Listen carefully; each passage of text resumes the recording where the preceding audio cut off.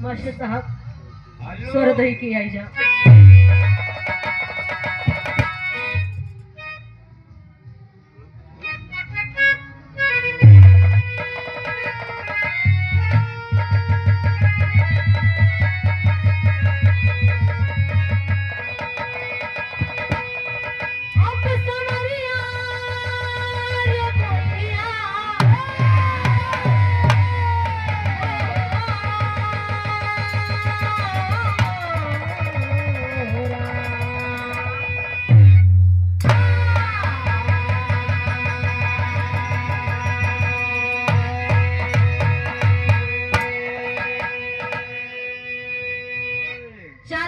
कवि जी ने भूमिका में भाव दिया, कहना है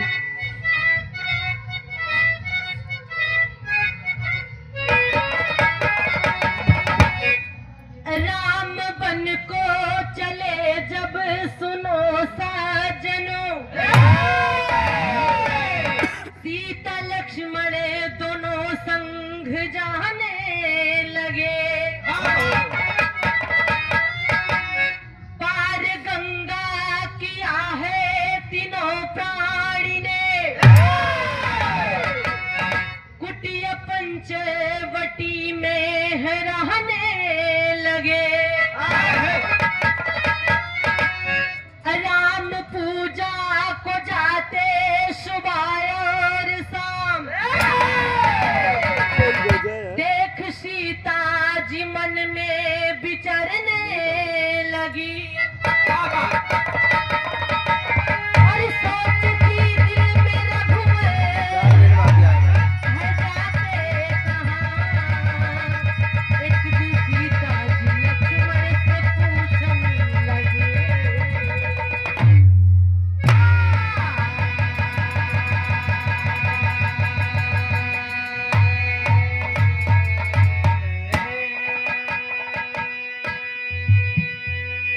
बाबूजी विराग अगर आप लोगन मन लगाई के सुनी है तो कहानी में आनंद जरूर आई। ऐसा बिरहा है कि जल्दी कहीं भी सुने के नहीं मिलते। नहीं बिरहा रामलीला के मंच पे दर्शावा गा है, ना ही रामायण में दिखावा गा है। ऐसा प्रसंग है, अगर आप लोग सुनिए कहानी में आनंद जरूर आई। बाबूजी मर्यादा पुरुषोत्तम श्री रामचंद्र जी को 14 वर्ष वनवास मिलता है। वनवास की अवधि पूरी करने के लिए माता सीता अनुज लक्ष्मण के साथ अयोध्या से विदा होकर सिंगवेरपुर पहुंचते हैं। वहां उनकी मुलाकात निषाद राज से होती है। निषाद राज उनके चरणों को धोकर चरणामृत लेते हैं। उसके बाद अपनी नाव में बैठाकर गंगा नदी को उस पार उतारते हैं। इस प्रकार भगवान राम गंगा नदी को पार किए और जाकर चित्रकूट में रहने लगे। कुछ दिन बीता, वहां से चलते हैं पंचवटी में पहुंचते हैं। पंचवटी में कुटिया बनाकर रहने लगे। होता क्या है, बिरहा में गजल में कहना है,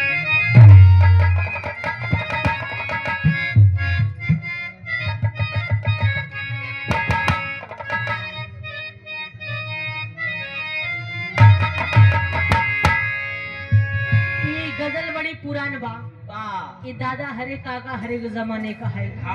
आजकल नई नई गीत निकली है, बलमुआ को बल्लम आई, जितने पुरान वो उतने रसदार बा। कहना है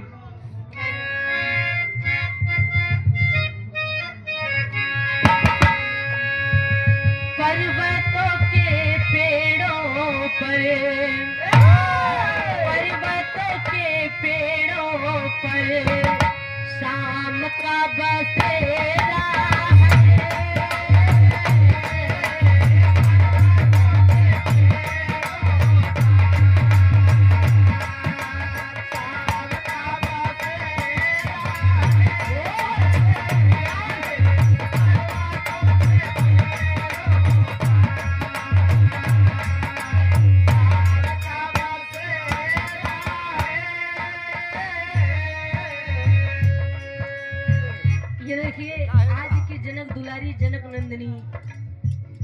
लड़की के पिताजी की तरफ से सादर 51 रुपए देकर सम्मान किए।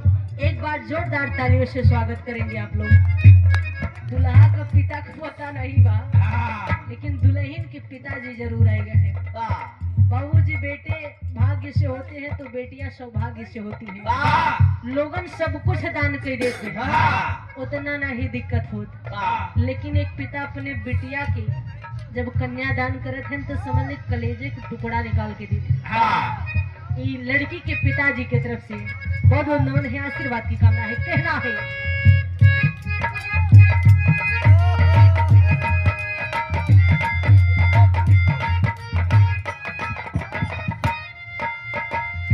ये देखिए, एक बार फिर से हौसला अफजाई किए लड़की के पिताजी की तरफ से बहुत सारा आशीर्वाद देकर सम्मान की चरणों में कोट कोट नमन है। आशीर्वाद दे हम बच्चे अपने कला में हमेशा कामयाब रहे। कहना है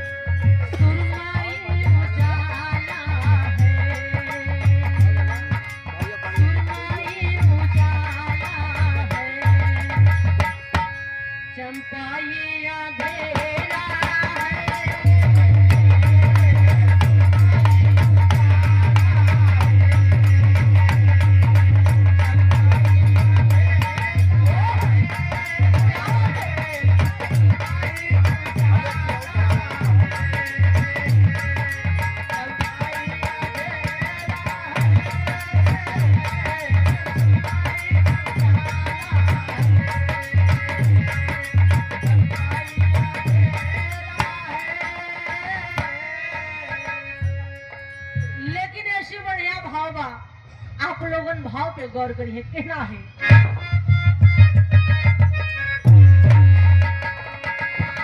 ईश्वर तेरी माया को, ईश्वर तेरी माया को कोई नहीं जाना।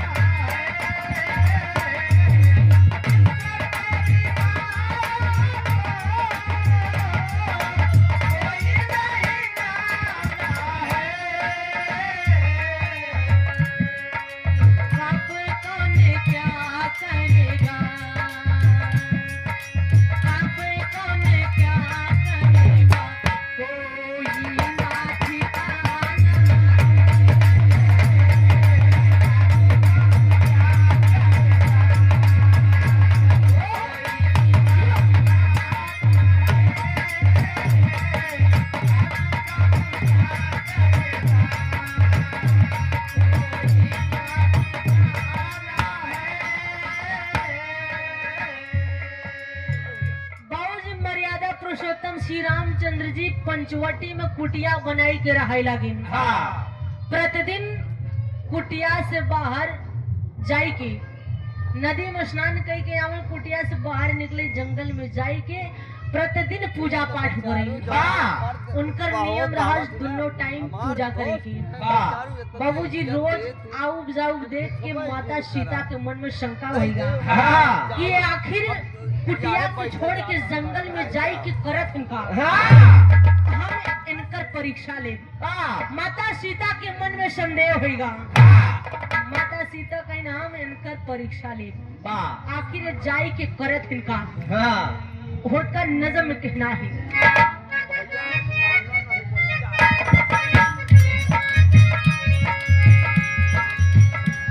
सीता पसंद का दिन बढ़ी है गलाने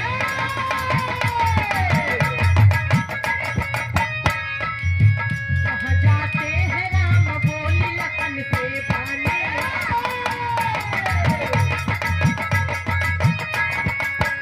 कहाँ है लखन लाल सीता माँ को समझाए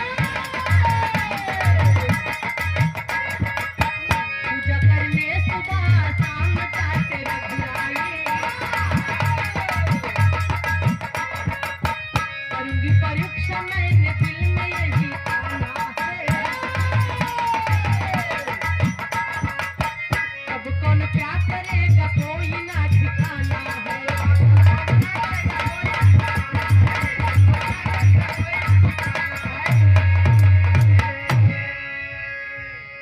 बाबूजी माता सीता लक्ष्मण के बोलाए के कहीं लक्ष्मण हम तोहरे भैया को परीक्षा ले हाँ हम जाने चाहते हैं कि कुटिया को छोड़ के जंगल में जाए के करत इनका हाँ बाबूजी जब इतनी बात लक्ष्मण जी सुनत हैं कहीं माता भैया सुबह शाम पूजा करे बदे जाते हैं हाँ माता सीता मान नहीं बात कहीं हम ना मानब बा हम इनकर परीक्षा लेब हाँ हमरे दिमाग में कुछ अलग ही चलत बा हाँ हमका इनके ऊपर संदेह बा हाँ बाबूजी लक्ष्मण जी कहन माता हमका बतावे आखिर हमका करे के का बा बा माता सीता कहन कि तू एक काम करा हम जंगल में जात हई हाँ तू आपन रूप बदलना बा और रूप बदल के करवा का बिरहा में तर्ज लग मास्टर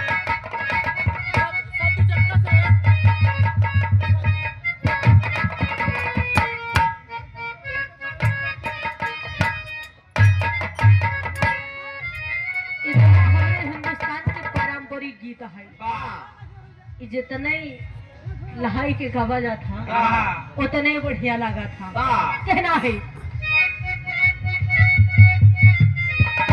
आंगने में फूले फूला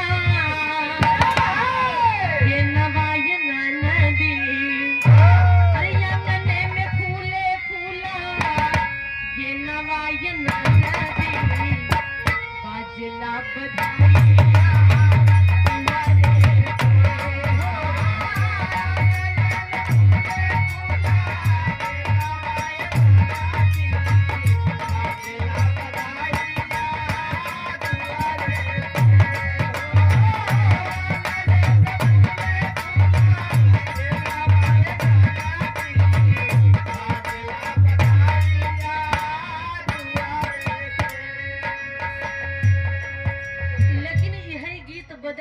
प्रतापगढ़ में गावा जाता गावा का था मोर बेल हमारी बसलो कई के किनारावा मोर बेल हमारी बसलो कई के किनारावा ले तलहारावा अभी जग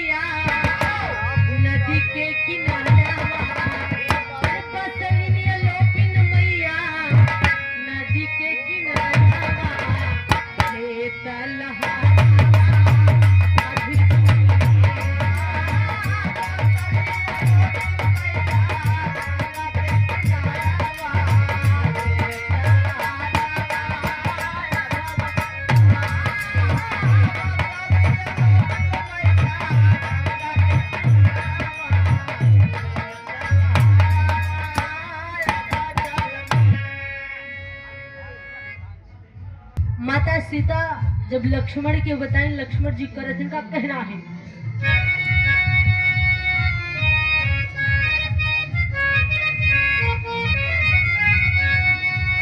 अरे बोली है सिया महारानिया कहानिया बोली है सिया महारानिया कहानिया मानिला बचानिया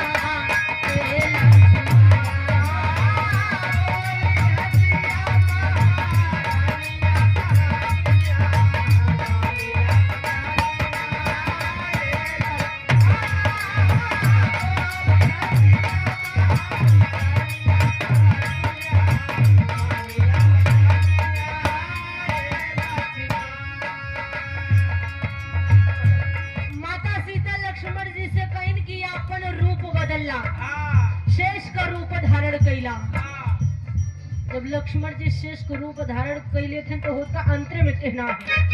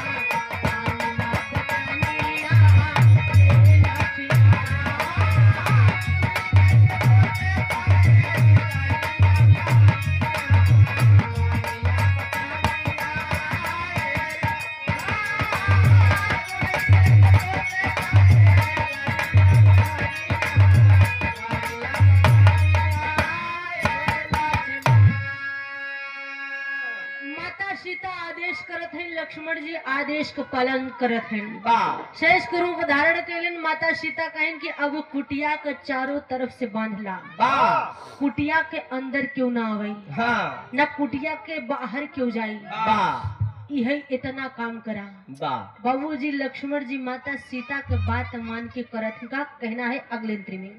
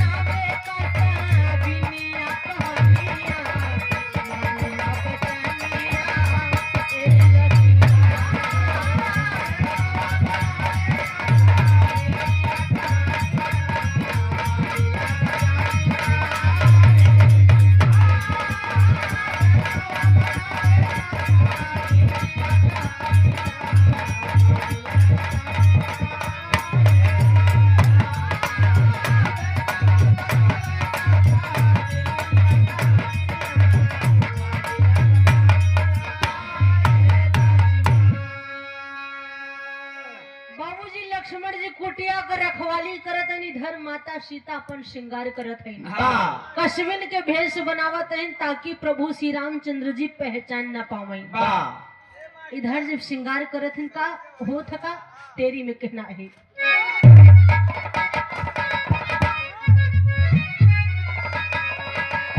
पुजारी पालनहार बन गए पुजारी पालनहार बन गए सीता कश्मीर लक्ष्मण बन गए सेवाधारी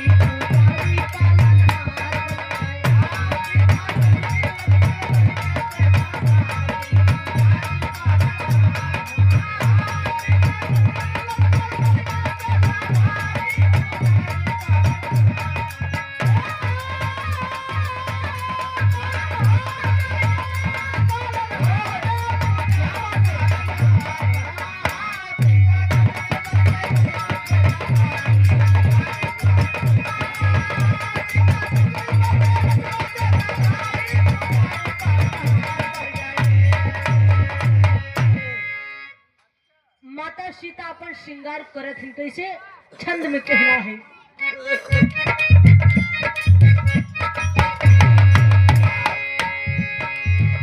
सीता कैलिन मन विचार कौची बने के मझार, सीता कैलिन मन विचार कौची बने के मझार, अपन कसबिन के भेसिया भराली हले, कमर पीछे करे धनिया पाँव सोहे पाए जलिया, कमर पीछे करे धनिया पाँव सोहे पाए जलिया, अपने नदिया में नथुनी धुलाई हली, दोनों कान में पहने वाली सोहे ओढ़ावा में लाली, दोनों कान में पहने वाली सोहे ओढ़ावा में लाली, अपन पतली कमरिया लचकाई हली, जाके पहुंचे पीछे बनवा जावा राम लिए या तनवा, जाके पहुंचे पीछे बनवा जावा राम लिए या तनवा, या पर गोड़वा पे घुंघरू बजाई हली।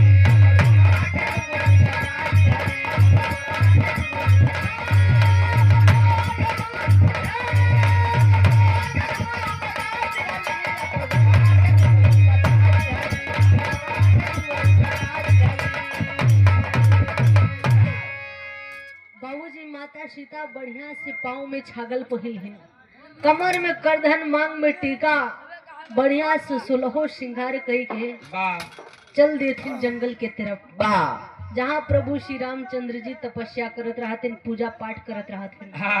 इधर एकदम बढ़िया से कस्बिन के भेष बनाई के कुटिया से चल देहिन जंगल के तरफ। बाबूजी जाई के जंगल के बीचों बीच पहुंची हैं। इधर भगवान श्री रामचंद्र जी आसन लगाई के अपने प्रभु की याद में लीन है, पूजा करत हैं, दोनों आंख एकदम बंद बा, प्रभु की याद में लीन है। इधर माता सीता सामने पहुंची है, तो बहुत का यहाँ तर्ज लगी मास्टर।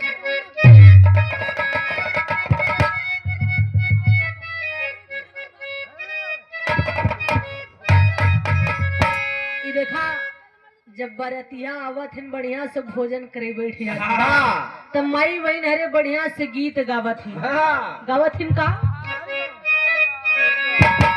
झुना लैला झुना लैला झुना लैला बरतियो पुराना पुनी, झुना लैला झुना लैला बरतियो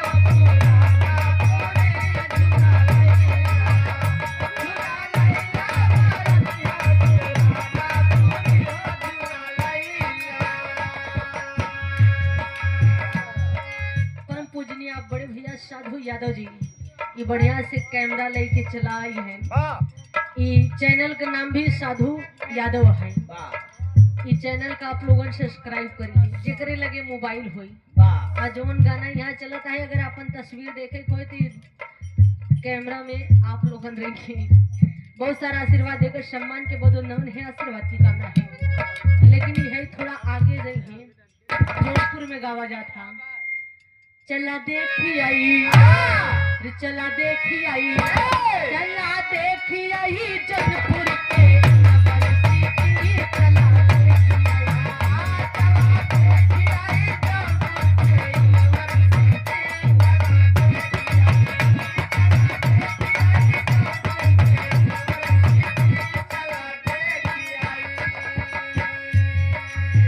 थोड़ा और आगे जाइए तो पूर्वांचल में गावा जाता सुई डोली गई, सुई डोली गई, सुई डोली गई कलाई बिच घड़िया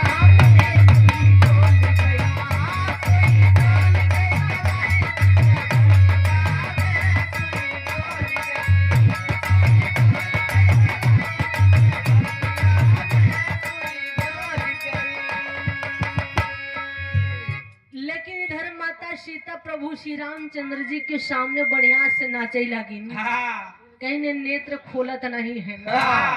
यही आइडिया है हमारे पास। करत इनका कहना है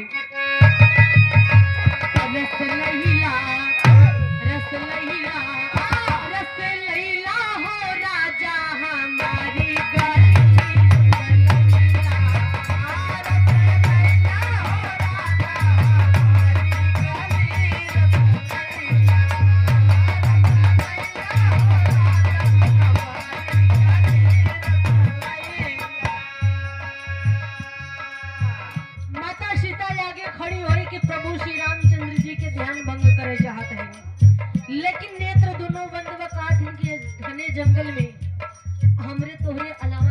नहीं बा।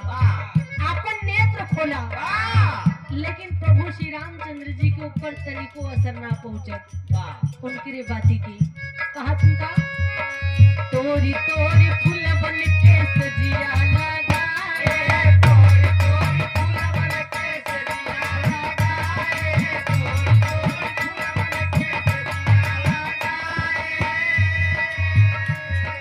तोरी तोरी फूल बन के सजिया लगाए, बीच बीच डाले गुलाब कली रस लैला, रस लैला हो राजा हमारी कली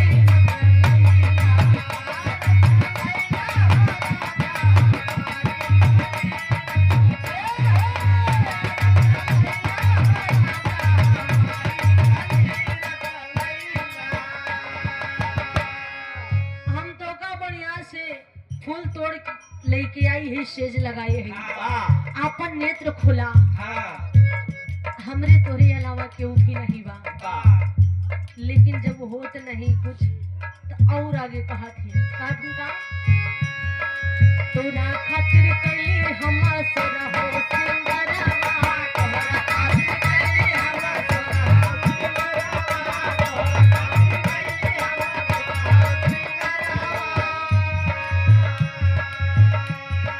तोरा खातिर कली हम सरहो सिंगरवा, आँख ना खोलबा त जाबे चली रस लैला, रस लैला हो राजा हमारी कली रस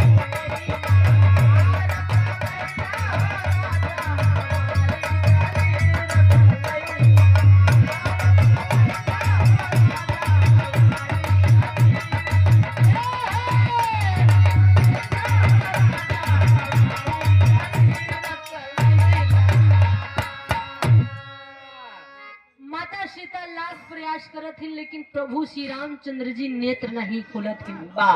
अपने प्रभु की याद मिली नहीं। माता सीता जब असफल हो गई, हार मान गई, कहीं के इतना दूर आवत है, पूजा पाठ करे आवत है, बाकी कोनो काम करे बदी नहीं आवत है। माता सीता हार मान के चल दे थी कुटिया की तरफ।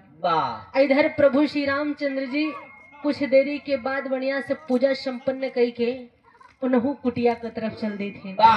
तो होत का बा पहपट में कहना है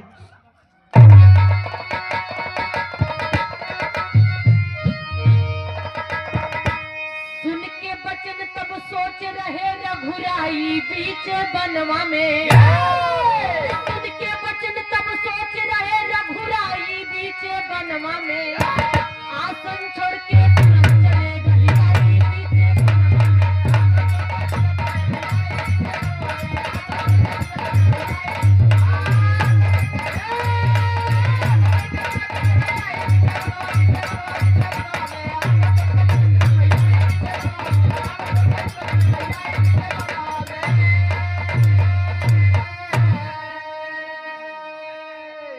संध्या पूजा करके भगवान तुरंत किए पयनवा हो।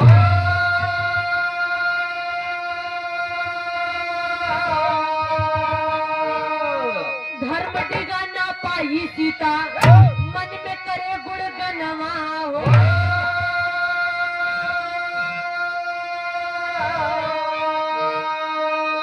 कुटी पास जब गई निग चाई बीच बनवा में, कुटी पास जब गई निग चाई बीच बनवा में, आसन छोड़ के तुरंत चले रघुराई बीच बनवा में।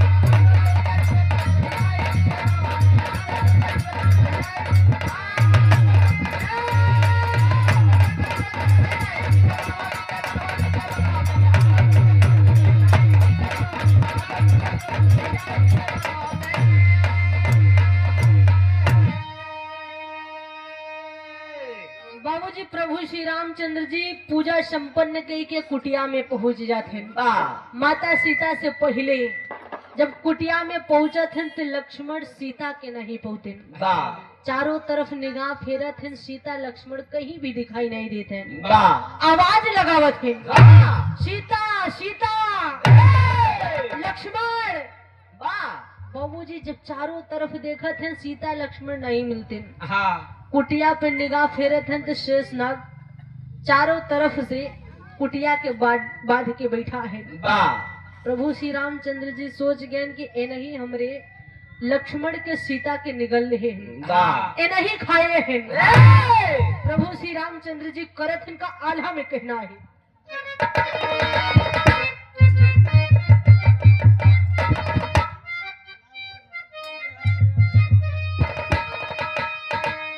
जैसे सेवाती बिना व्याकुल पपीहर भैया,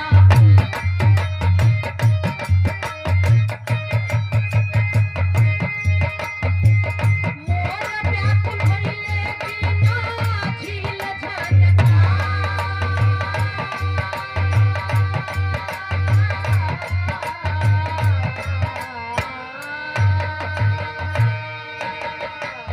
वैसे राम व्याकुल भइले बिन सीता लक्ष्मण भैया।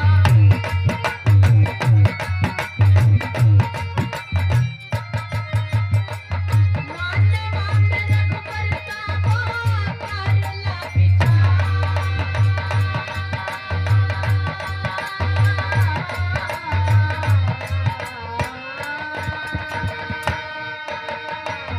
बारे बारे मानवा में सोच रघुराई भैया।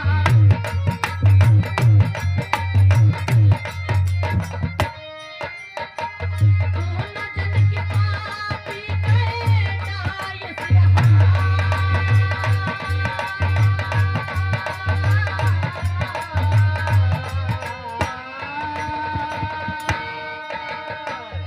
आज नाही छोड़ब हम एन कर परनाय भैया।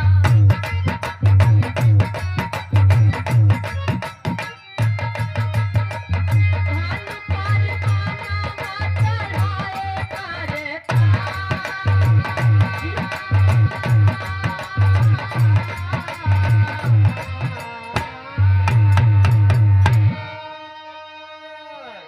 बाबूजी प्रभु श्री रामचंद्र जी क्रोध में आई गए, कहन के नहीं हमरे सीता लक्ष्मण के खाए हैं हम इनकर प्राण न छोड़ब। हाँ बाबूजी क्रोध में आए कि प्रभु श्री रामचंद्र जी तरकश बाण निकालें, तुरंत धनुष पे चढ़ाई के चलाई देहन तीर। वाह लक्ष्मण जी के गर्दना पे लगी। हाँ जब गर्दना पे लगी तो लक्ष्मण जी अपने असली रूप में आई गए। वाह प्रभु श्री रामचंद्र जी लक्ष्मण के देख के अवाक हो जाते, आश्चर्य में पड़ जाते कि हमसे इतना बड़ा भूल कैसे हो सका था। हाँ हम अपने भाई के अपने हाथ से मार देही। हाँ बाबूजी गोद में लई कि प्रभु श्री रामचंद्र जी विलाप करत हैं, रोवत हैं कि हम अपने माता पिता के काम मुँह दिखाई कि हम लक्ष्मण के लिए आई के गए, हम ही लक्ष्मण के मार दही। वाह बाबूजी प्रभु श्री रामचंद्र जी रोवत हैं और उधर से माता सीता प्रभु श्री रामचंद्र जी के गुणगान करत के कुटिया पे पहुंचत है। वाह बहुत कवा खड़ी में कहना है।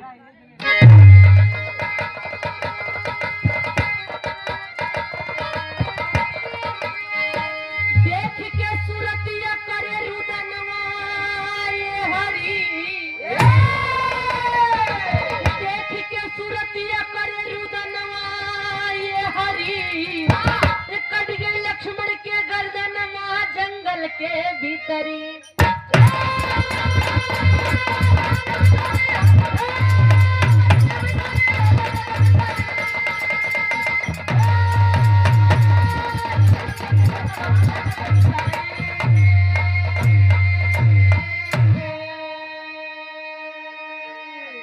लेकर गोद में लखन लाल को रोई रहे रघुराई।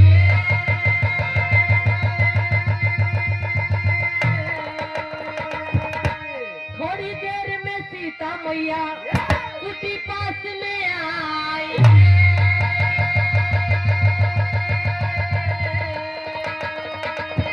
बोली है सीता ही का कैला ये हरि, बोली है सीता ही का कैला ये हरि। कट गए लक्ष्मण के गर्दन वहाँ जंगल के भीतरी। बाबूजी प्रभु श्री रामचंद्र जी लक्ष्मण जी के गोदी में ले के रोवत हैं। माता सीता कुटिया में पहुंची हैं। प्रभु श्री रामचंद्र जी के गोदी में लक्ष्मण जी के गर्दन धड़ ले के बैठा है, रोवत है। माता सीता कहें स्वामी ई का होएगा, ई का होएगा लक्ष्मण के। बाबूजी प्रभु श्री रामचंद्र जी बताएं कि सीता हम पूजा पाठ कई के आए तो का लक्ष्मण के नहीं देखे। शेषनाग कुटिया के चारों तरफ से बांध के बैठा रहे। हम जाने के नहीं खाए हैं। हम क्रोध में आई के बाढ़ चलाई दे तो हमरे लक्ष्मण है, हम काम मुँह दिखाई माइन के। बाबूजी रोवत है। प्रभु श्री रामचंद्र जी को रोवत माता सीता देख से बर्दाश्त नहीं हुआ। कहे स्वामी आप चिंता ना करें, लक्ष्मण जी के हम जीवित कर दी थे। बाबूजी माता सीता के कनिष्ठा अंगुरी में अमृत रहा। माता सीता शरीर से सिर लियाई के जोड़ दीन, अंगुरी चीर को है अमृत चुवाई दीन गर्दना पे। लक्ष्मण जी उठ के बैठ गए। बाबूजी माता सीता प्रभु श्री रामचंद्र जी से क्षमा मांगा थी। कहीं स्वामी हमका आप पे संदेह रहा। हम सोचत रहे कुटिया के छोड़ के आप जंगल में जाए कि करत इनका हम आपको परीक्षा ले। हमरे कहे से लक्ष्मण शेषनाग बना रहे। बाबूजी जब प्रभु श्री रामचंद्र जी इतना बात सुनत हैं, माता सीता क्षमा करे मांगे लगे। कहीं स्वामी हमका क्षमा कर दें। प्रभु श्री रामचंद्र जी माफ कर दे। कहीं सीता तो का संदेह रहा पर संदेह मिटाऊ, तो हमार अर्धांगनी हो पत्नी हो तो हर कर्तव्य है। प्रभु श्री रामचंद्र जी माफ कर दे। इधर लक्ष्मण जी प्रभु श्री रामचंद्र जी कहन कि वाह लक्ष्मण वाह, मुझे तुम पर नाज है, गर्व है। जब तक सूरज चांद रहेगा तब तक तुम्हारा नाम रहेगा। अपनी जान गंवा दी लेकिन भाभी की आज्ञा का पालन करने के लिए मुझे तुम पर नाज है। बाबूजी दोनों जने एक आशीर्वाद देते। आखिरी भाव में कहना है,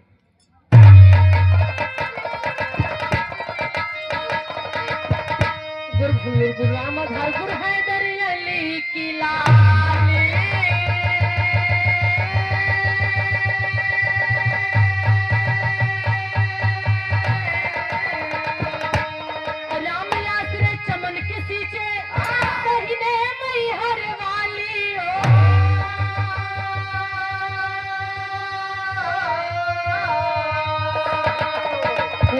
पालनहार बन गए गाँव अनीता धीरज हर के जन्म दुलारी।